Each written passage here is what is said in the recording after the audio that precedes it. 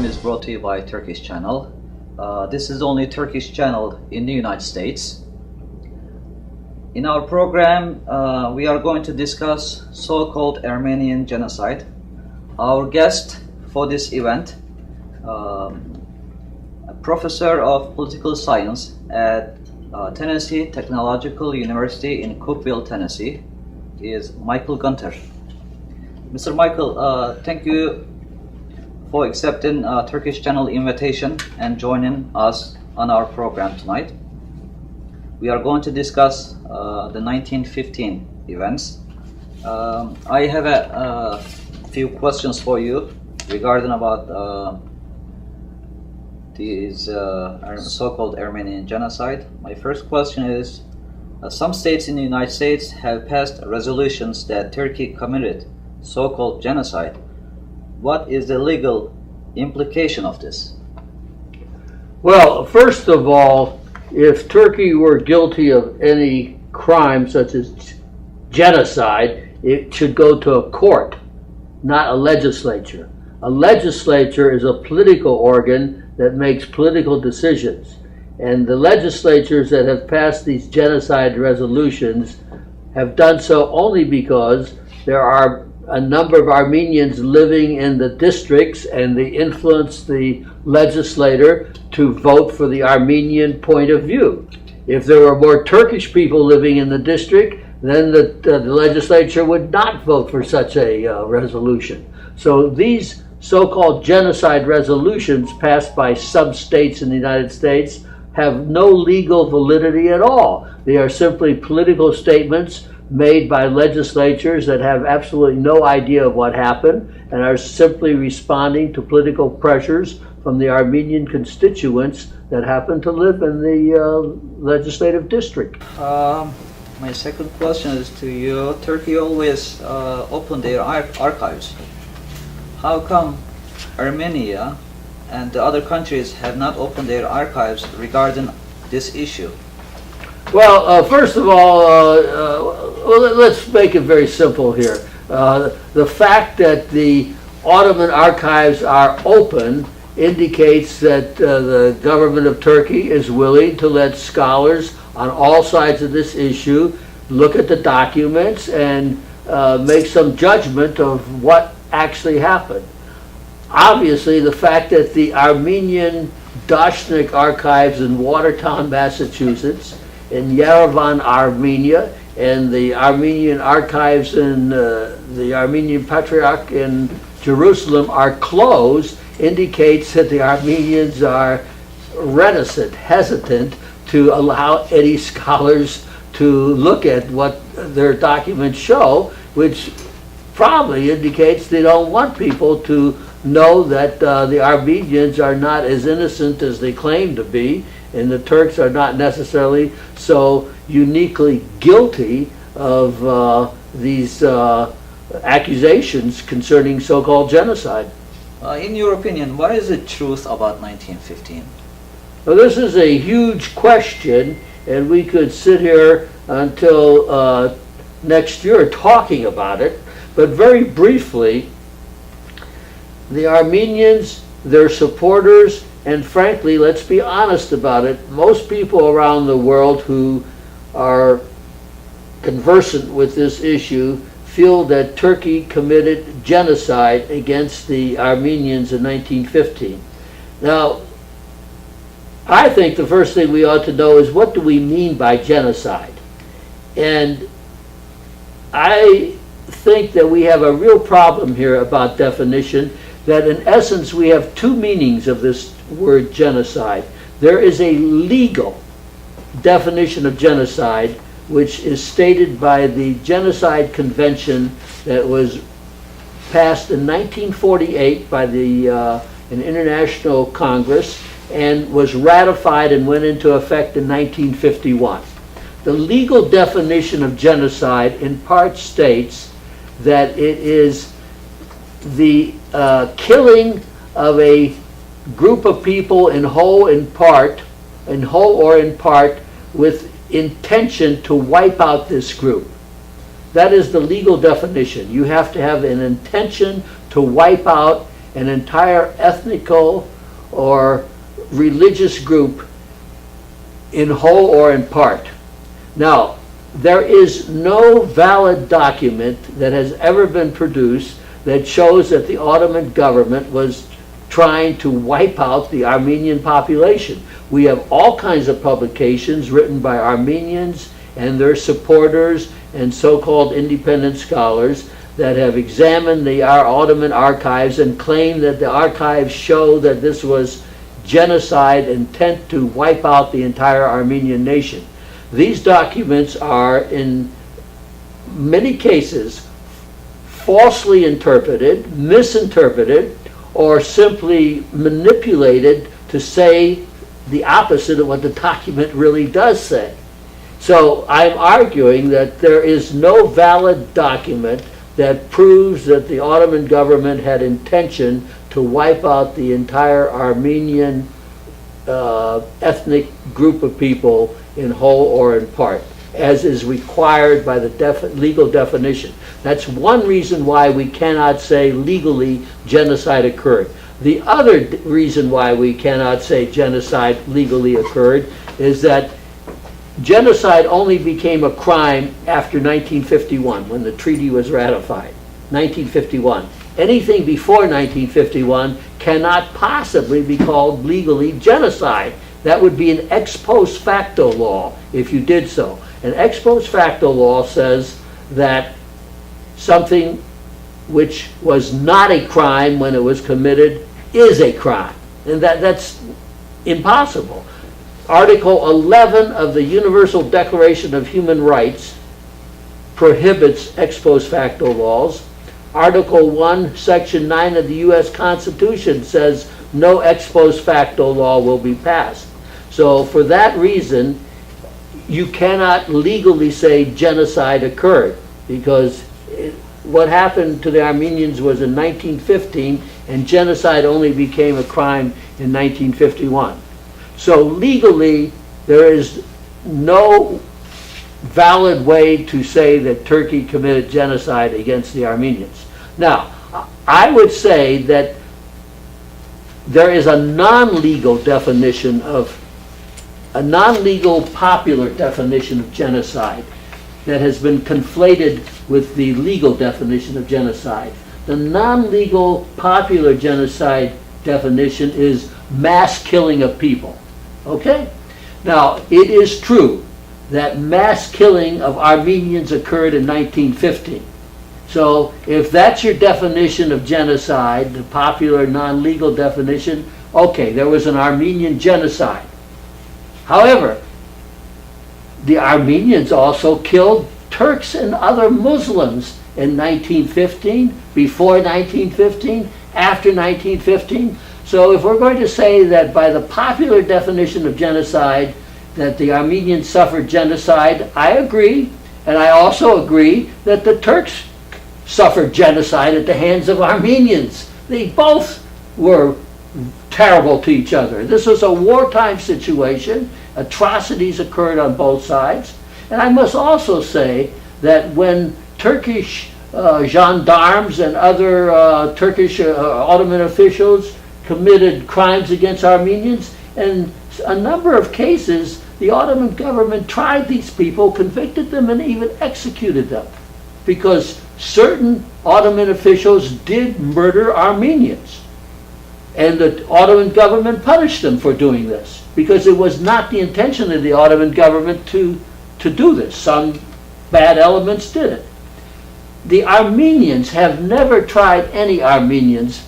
At the time all this was occurring, the Armenians never tried any of their people for killing innocent Turks and Muslims. So if you go back to 1915, the Ottoman government even then was having, in my opinion, a better record than what the Armenians were doing.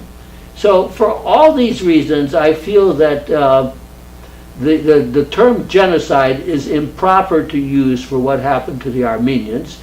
And if you look at what the record really shows, it is a much more complicated situation in which both sides were guilty of atrocities, and neither side is uniquely guilty of some legal situation that you could say is genocide. And it is time to stop besmirching the memory of those who died in 1915 by these accusations that are so one-sided, and let's look at the entire position of both sides on this question.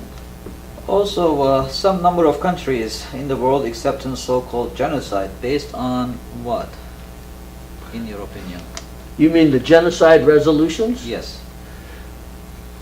Again, it is not the business of a legislature to take a legal question like this and make a pronunciation about what happened. In most cases, the legislators have absolutely no idea what happened, and even when they do, it is not up to a legislature to make a proclamation like this. If the Ottomans or Turkey is guilty of some type of a crime, due process of law means you go to a court and you present evidence on both sides and have a neutral judge make a decision. The Armenians and their supporters have never done this because legally they do not have a case to bring to court. So instead of doing the proper thing according to due process of law and going to the court, the Armenians and their supporters go to legislative bodies where they have a built-in majority and get a resolution passed and there be in favor of them, which has absolutely no legal standing. It's simply a political statement based on what the majority of legislators are saying because they are responding to the Armenian constituents in their district, and this has no legal standing. In the United States Constitution, in the 5th and 14th Amendment, we have due process of law. No person shall be punished for any crime without due process of law. This is simply not due process of law when you have a vote in a legislature by ignorant legislators who don't know what they're talking about and are simply responding to political pressures. So I would say these genocide resolutions passed by the EU Parliament, by many states in the United States, were just passed by the German and Austrian Parliament, have no legal standing at all and are frankly farces that besmirch the reputation of people on both sides of this issue, which deserve to have a better interpretation, a more valid interpretation of what happened.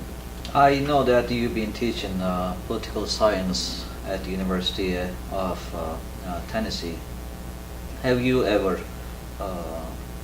questioned by your students about this 1915? No. I must say that we are talking about an issue which I know is very important to Turkey and very important to Armenians.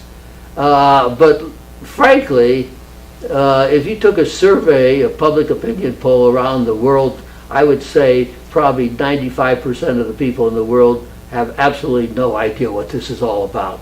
This is a rather narrow question between Turkey and the Armenians and their supporters. And of course, we're talking about it right now because this is the 100th anniversary of what happened to the Armenians during World War I. And if we're going to talk about what happened to the Armenians in World War I, and I will be the first one to admit, horrible things happened to the Armenians in World War I. I would then add, however, horrible things happened to Muslim people living in the Ottoman Empire. And if we're going to talk about the Armenian tragedy, let's talk about the Muslim tragedy too that occurred during World War I and get a full accounting of what happened. And then I think both Armenian and Turkish and other people affected by these events will have a truer understanding of what happened, and we can move towards some type of reconciliation, which the Armenians always claim they want, but they never are willing to even talk about it. The Armenians won't even talk about this unless Turkey admits that it is uniquely and unilaterally guilty of charges that the Armenians make and have never been willing to even try to use due process of law to prove in some type of international tribunal. Just to inform people that who's watching this program, Would you please explain what is the genocide and what is the so-called genocide? Well, I tried to earlier to show you that I think there are really two definitions of genocide. The legal definition that is expounded by the Genocide Convention that was ratified and went into effect in 1951. And legally, there is no way Turkey can be accused of genocide because you cannot prove intent, and these events occurred before the Genocide Treaty went into effect. So that would be an ex post facto law if you said Turkey was guilty legally of genocide. On the other hand, the non-legal popular definition of genocide is simply mass killings. And yes, mass killings of Armenians occurred in 1915. And if that's the way you're going to define genocide, yes, the Turks committed genocide against the Armenians by this non-legal popular definition.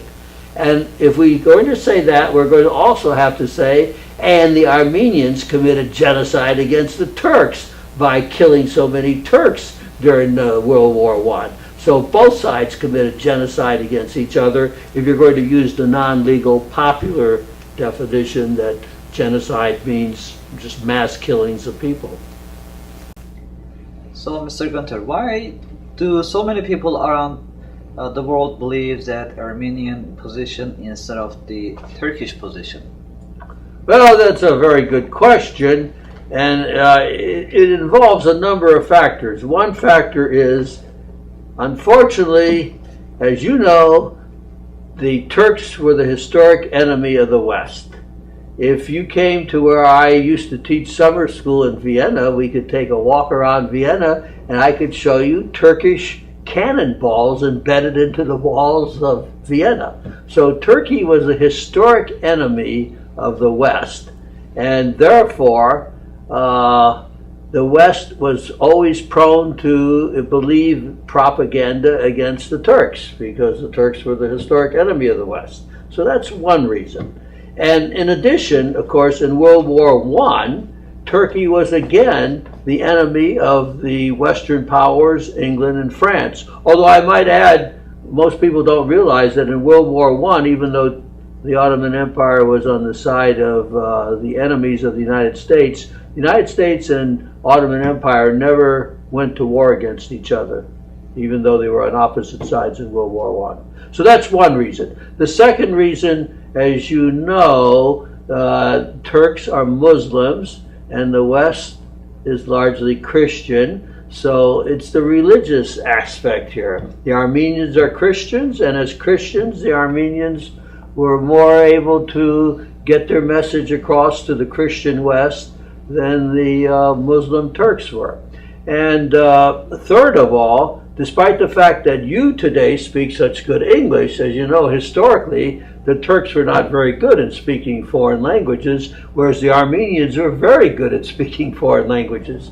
So 100 years ago, the Armenians were able to get their message across to the West much more effectively than the Turks were. Indeed, as you well know, that the Ottoman Empire, right up to the end, employed Greeks and Armenians as dragomans, translators, interpreters, to interpret to the West the Ottoman message. So it's only after these events in 1915 that Turkish diplomats began to really effectively speak in English and foreign languages.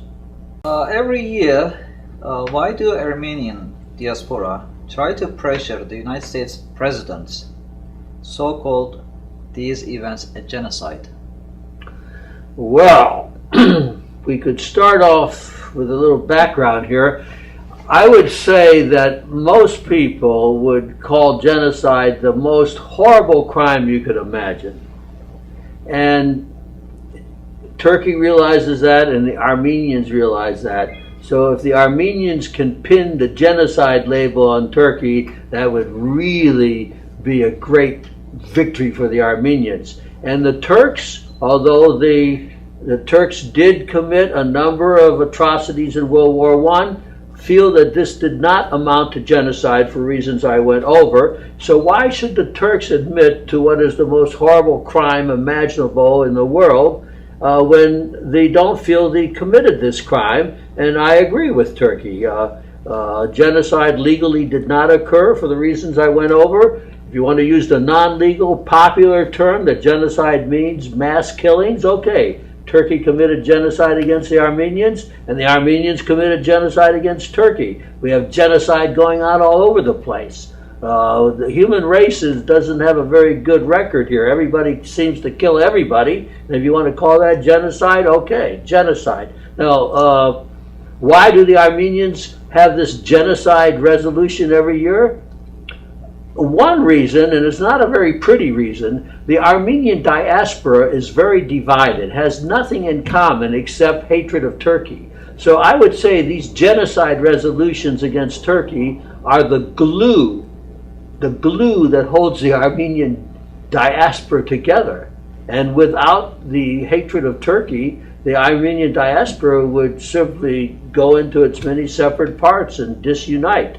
So, unfortunately for Turkey, it's simply the victim of the Armenian desire and the diaspora, the Armenian diaspora, to bring the Armenian cause together at the expense of Turkey. What if the United States president uses the word genocide?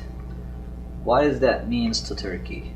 Well, this would be a horrible insult to Turkey, and frankly, I would be very disappointed in the American president. As some people who know me know that I admire President Obama. I think he's a very intelligent person. I think he's done a good job as president, not a perfect job. I'll tell you the thing I like most about President Obama here is his gut reaction was to stay out of these Middle Eastern wars that are going on. President Bush got us involved in the Iraqi war.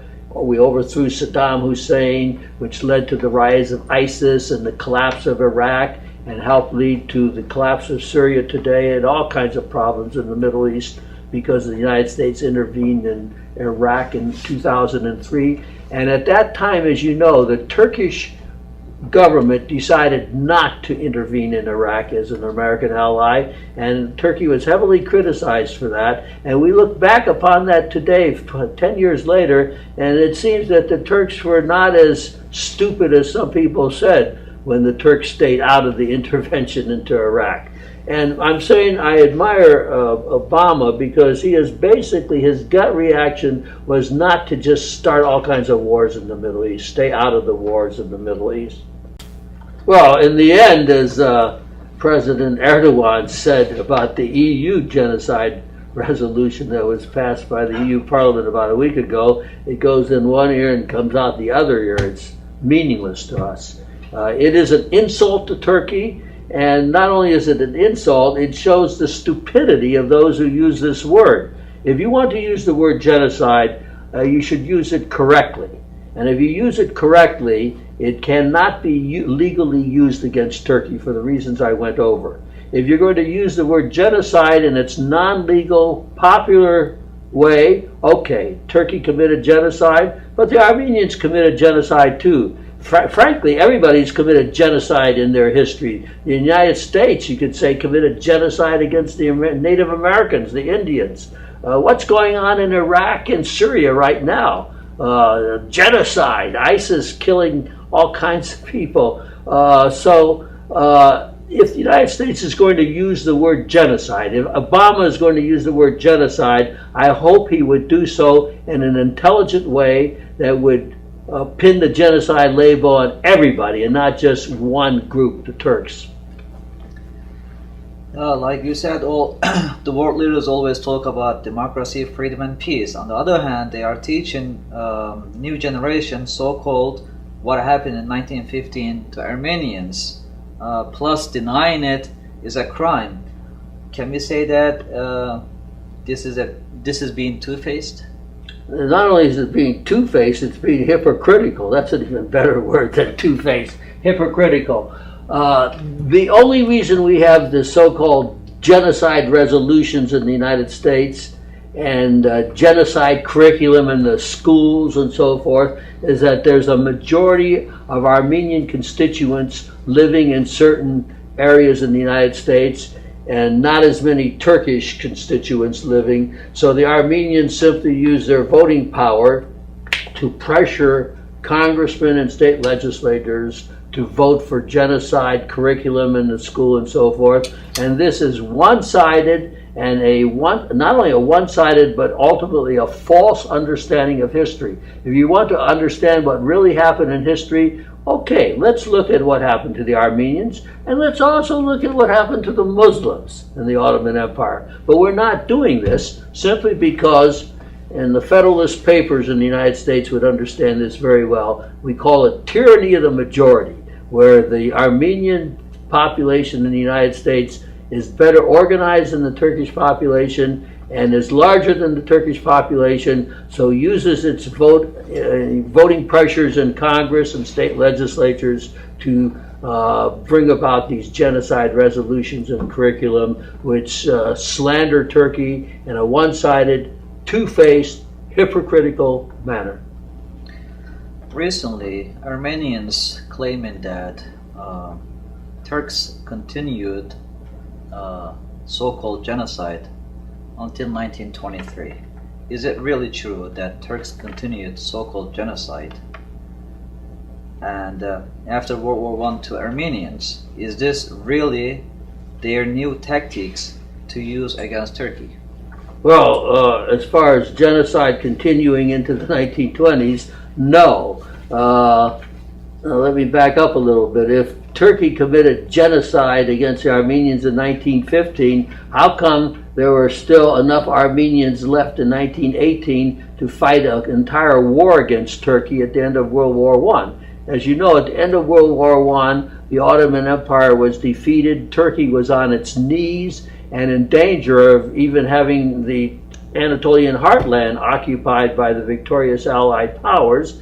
And at that time, Armenia tried to carve out an entire state, not only in the Caucasus, but in what is now today Eastern Anatolia. And the Turkish War of Independence, fought by Ataturk to save Turkey, was against the Armenians in the east.